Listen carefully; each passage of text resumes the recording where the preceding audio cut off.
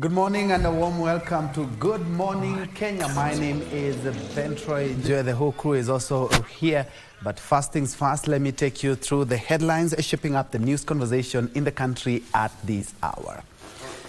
We begin with some politics where the differences between Deputy President Rigathi Gachagua and President William Ruto took another twist yesterday, with the DP cautioning his boss against betrayal. In an apparent reference to a scheme to impeach the DP, Rigathi revisited a period where Ruto came under intense criticism and Central Kenya region stood by him. Rigathi urged the president to put the Kenya Kwanza house in order, even as the DP allies castigated the alleged drafters of the impeachment motion. The Deputy President Rigathi Gachagua for a second day engaged Kiambu County residents in roadside rallies after attending a church service in Thika Town, where he spoke against divisions in Kenya Kwanza. Ningetaka tu kuuliza rais wetu ajaribu tu aweke nyumba yake pamoja, tuweze kufanyia wananchi kazi. Tangu tuchaguliwe ni mwaka miwili, kuna kazi mingi sana zimesimama, ya barabara, ya maji, ya stima, ya mashule. Na kulingana na mimi, hiyo ndio kitu ya maana sana. Rigathi likened his current tribulations to those Ruto underwent as DP and in which Mount Kenya region backed him. Our people hate betrayal, and they are very unforgiving if you betray them.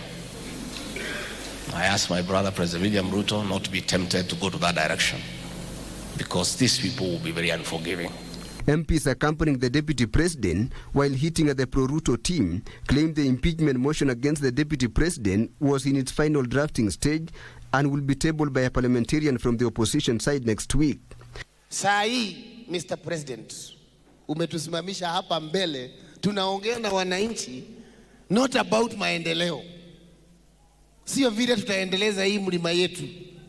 Tunakuongeresha kuhusu ile matendo unataka kufanyia ndugu yako na ile matendo unataka kufanyia watu wa mlima. Watu wa mlima wenye walikupea kura 47% of the votes that you got. Rais, na kuomba hii community yetu ya Mount Kenya, sisi ni watu wa kuamini mtu, na tukikuamini tunakuamini na tunakupenda. Negwadwa ito. Lakini tunaogopa mtu ambaye anatusaliti. We hate betrayal. Kama huu mlima ungefunga macho na useme usikie sauti ya Uhuru Muigai Kenyatta, wale wako katika mamlaka hawangekuwako. Lakini leo tunauliza, mbona unataka kuleta kilio kingi mlima kwa sababu ya wema wao? Tafadhali tusije tukafika hapo. Hata kama kumekuwa na marafiki wengine jiani, kumbuka hawa marafiki wakati huo walikuwa maadui yako. The Gachagua brigade warned that the ouster of the DP would have far-reaching political consequences. Tunamwambia impeachment motion ikiletwa bunge, tunajua ni yeye anatumana. Hakuna sasa kuongelelea hii na hii, sababu tunajua kama hataki kitu ikuje kwa bunge, yeye huwa anasimamisha mapema. I am not qualified to advise you, Mr. President. Lakini nisikize tu. You have a choice. Kwamba hawa watu ambao unataka kutumia kutoa naibu wako wa rais ambaye alisimama na wewe, unaweza kuwa unadhania you are impeaching Rigathi Gachagua. Kumbe umeanza safari yako ya kujitoa kwa kiti wewe mwenyewe. The Deputy President, however, called on President William Ruto to intervene and quell the political infighting within the Kenya Kwanza administration.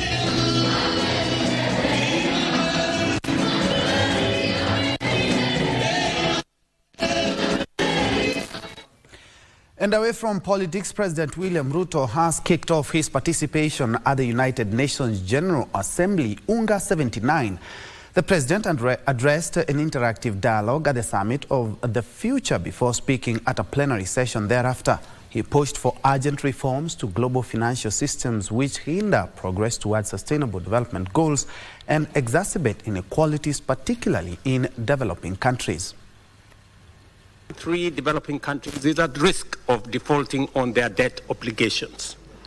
The role of unfair and unjust global financial system is compounding economic crisis and deepening inequalities.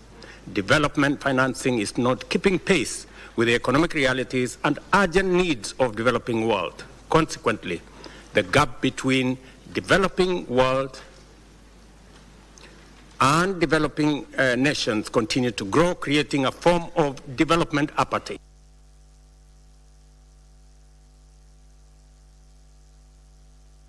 And on the same breath, President William Ruto, beg your pardon, Karu Member of Parliament Ndidi Nyoro has called for the reinstatement of the National Government Constituency Development Fund, NGCDF. Nyoro says that the recent High Court ruling that declared NGCDF unconstitutional will have a negative impact on grassroots development. A section of the civil society, however, supported the ruling and cautioned against any attempts to reintroduce NGCDF. Karu Member of Parliament Ndidi Nyoro is the latest to join the growing list of legislators expressing dissatisfaction with the declaration by the High Court that the National Government Constituency Development Fund is unconstitutional. Nyoro, who was speaking during a church service in Narumoru, lauded the transformation CDF has brought at the grassroots. Nauliza mahakama yetu waangalie hii maneno ya kusema CDF itafutiliwa bali. Na mimi nasema hivyo kwa sababu nimeona kazi ya CDF. Kama mbunge wa Karu, shule zetu zote za msingi zinakaa academy. Zote ziko na tiles huku chini. Tukisema CDF ikwishe, ni hawa wazazi wa Kenya tunabebesha mzigo ya school fees na maendeleo. However, a section of civil societies led by the Institute for Social Accountability have said any attempts to reintroduce NGCDF will be met with another court battle.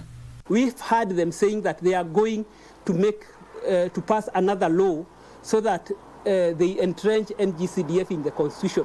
We are telling them, including the leader of the majority, that there is no legislative genius that can align the NGCDF or CDF or whatever they want to call it to the doctrine of separation of powers. They instead urged members of parliament to focus on their legislation, oversight and representation roles. They have a self-motive and initiative to get more money. Have we seen people celebrating that there is more CDF? No. The place of a member of parliament is to pass laws. That is why we are sending them to allocate more budget to education, to infrastructure. We call on parliament to now step up their budget allocation and general oversight role to ensure that resources are allocated for the development of grassroots infrastructure for national government functions, while also putting in place budget and policy mechanisms to give full effect to free basic education while keeping post-secondary education affordable. They, however, accused members of parliament of misusing the funds for selfish political gain, making accountability an uphill task. No article in the constitution that tells a member of parliament to go and undertake projects in his constituency. When that happens, there is no process of oversighting that member of parliament because his role, his national role, is to oversight. On Friday, the High Court of Kenya declared the National Government Constituencies Development Fund unconstitutional, but allowed it to operate till the 30th of June 2026 to avoid disruption of ongoing projects.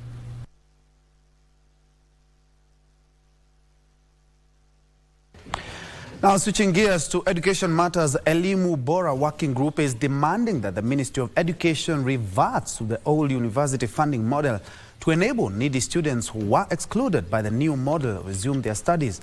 The Education Lobby Group further opposed the appointment of the 129-member National Committee to review the new university funding model, calling it a mission in futility only aimed at cooling tempers instead of delivering meaningful education reforms. The Limobora Working Group wants the President to degazette the 129-member committee on review of the new university funding model and allow the old university funding model to take effect. Just 1 year down the line, it clearly shows it has failed. It's just 1 year and already they're forming a committee to look at it. Poking holes into the new funding model, they cited the indignity it subjects students by placing them in economic status bonds, even as the expensive courses force students to switch their preferences or drop out. In the year 2023, nearly 600,000 eligible students skipped university placement, with over 23,000 meeting university entry requirement but choosing not to apply because the model made education unaffordable. Additionally, 136,592 students were eligible for diploma courses and 249,149 qualified for certificate programs but could not pursue their education due to the unaffordable funding bans in which they were placed. If you say you are band one, it's also you are the very poor, you know. That discrimination distorts even what our constitution talks about, protection against discrimination. That is Article 27. And Article 28, the dignity of a person and that right to protect that dignity. The lobby group further hailed the old funding model, saying all it needs is an enhancement. So improving on that model would simply be looking at how come some of the very deserving cases never got the maximum amount of loan, of help, for example. How can that be improved upon? Let's go back to the old model, which was easy. It will be understood by even the learners, and even those who are managing it would understand it. They also suggested the consolidation of different education funding models. Looked at all these monies and said a lot of money is actually going to waste. It can be put together, put into education so that the right to education of everyone is guaranteed. That now we'll be talking about other things. Student eating well, is there health care or Medicare being catered for? Serafina Robi for Good Morning Kenya. Elsewhere, gender equality champions from Kenya and Iran are pushing for equality and justice for women in society.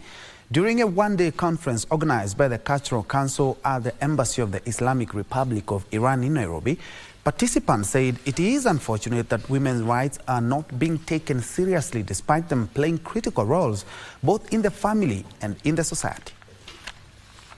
Gender equality activists from Kenya and Iran met in Nairobi to share experiences and ideas on how to deal with retrogressive cultures that deny women equal treatment in society.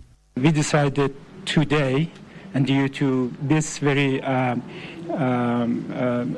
significant day, to convene this important to just have an exchange of views and an overview on the role and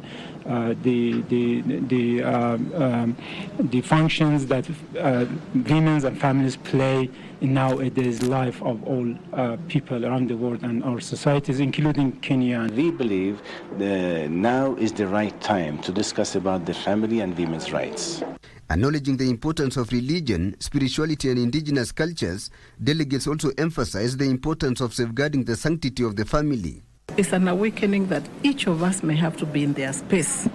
The parents, the grandparents, the aunties, the uncles, and then we do not take advantage of widowed women when their husbands are not there. Discourse and dialogue between Abrahamic religion and people who cares and concerns about the natural heterosexual family, who believe in valuability of natural family.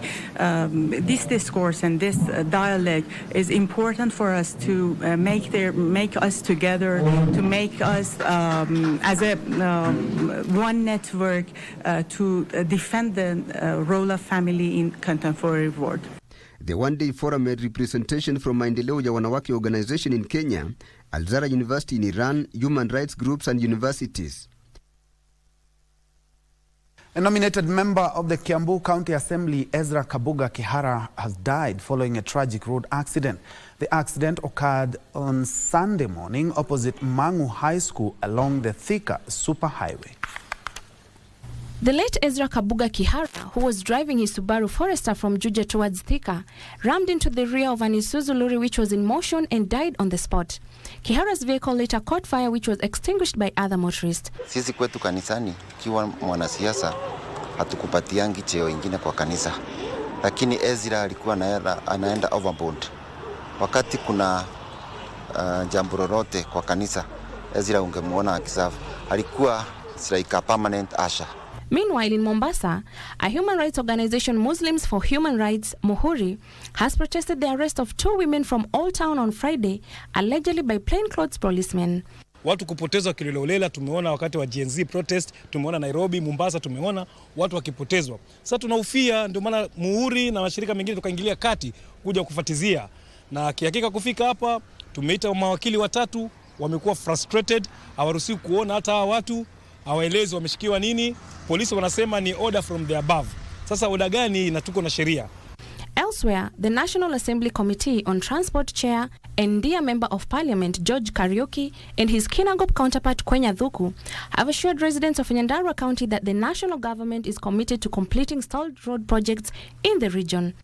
Ile kitu imefanya kidogo kidogo hatujatimia mambo ya barabara ni hiyo madeni, lakini rais, kwa sababu huwa tunaongea sana nikiwa chairman wa barabara, ako na mipango miema, ako na mipango amepanga vizuri ya kuhakikisha ya kwamba contractor wote wamerudi kazini, ndio barabara zenu zote tuzimalizie kabla ya mwaka wa 2027.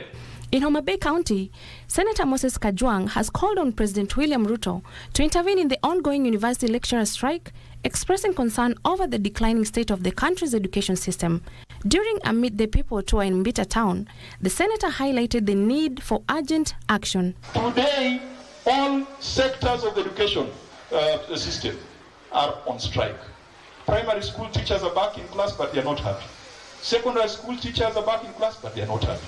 Universities lecturers are on strike to date. University students are on strike. President Ruto, the biggest crisis in this country, the biggest crisis that is going to kill the future of our young people is the ongoing education sector crisis. Book piracy has been cited as a perennial issue plaguing the publishing industry in Kenya. Kenya Publishers Association chairperson Kiarie Kamau noted that the readers get a raw deal as they end up with the poor quality books. He spoke during the launch of the 25th Nairobi International Book Fair, set to be held between 25th to 29th of September at the Sarit Center in Nairobi County. The government started buying textbooks to the ratio of 1:1 and buying them directly from publishers. The pirates did not have a channel to reach now the public schools. So the market has been significantly reduced, so to speak, because they can only channel whatever they have pirated to private schools.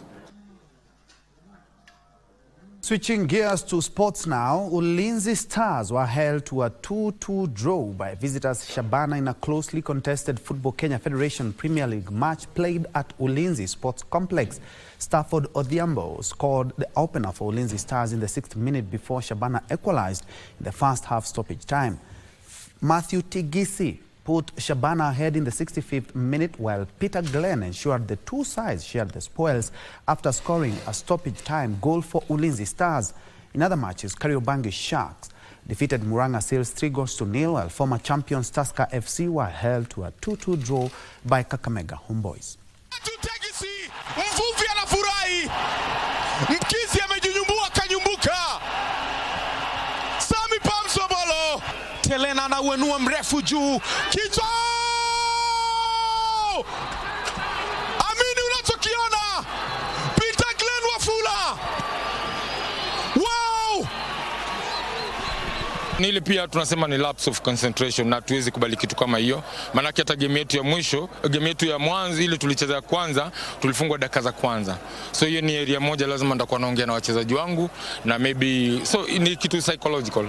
As much as we have a young team, we are still going to talk more about it because that is our main problem. No team has ever beaten us from open play. We keep on conceding from set pieces. We are going to work more and more on that. Ulinzi Sports Complex, mizani imebalance. Ulinzi Stars amemaliza na mawili, Shabana mawili. Umekuwa na Chaso Nyango Still on the beautiful game of soccer, Kenyan champions Gor Mahia were eliminated from the CAF Champions League by Egyptian giants Al Ahly after a 3-0 loss in their second preliminary round return leg match played at the Cairo International Stadium.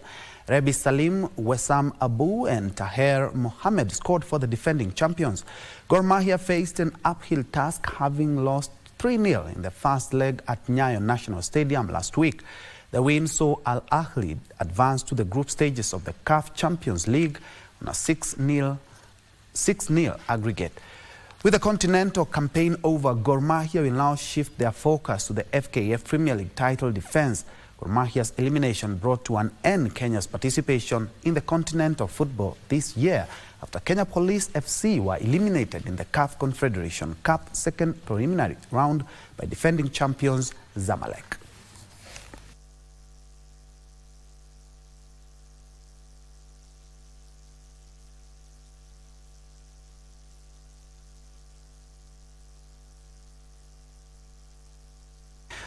Very well, you're up to date at about 3 minutes to 7. My name is Ben Troy. Enjoy, have yourself a blessed day. The rest of the crew is back with Good Morning Kenya.